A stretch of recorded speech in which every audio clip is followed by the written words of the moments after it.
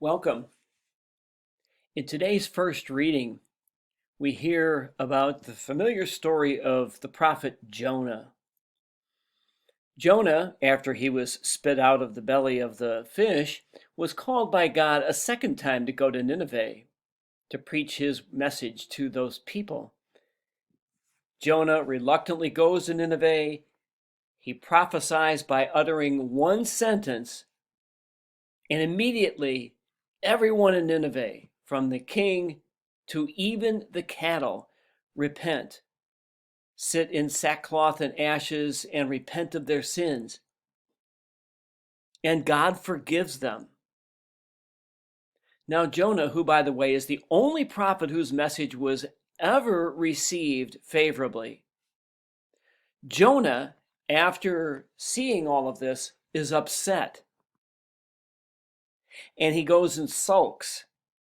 And he appears to be upset because God has forgiven pagans. And that doesn't seem fair to Jonah. Jonah seems to believe that only believers, only the chosen people are worthy of God's forgiveness. That God should be merciful to the chosen people, but should deal justly with pagans and the enemies of the chosen people. I think that same point can apply to us as well. We can be like Jonah at times.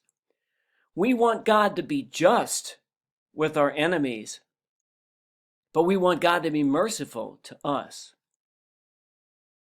But of course, that's not the way that God operates. God can be just as merciful to our enemies as God is to us.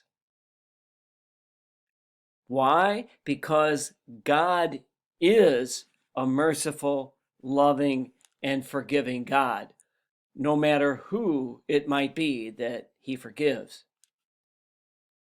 And so, one of the important lessons of this reading from the book of Jonah is that God is merciful to all. He's merciful to the pagans of Nineveh. He is merciful to our enemies. He is merciful to everyone. And so we too should be merciful to everyone.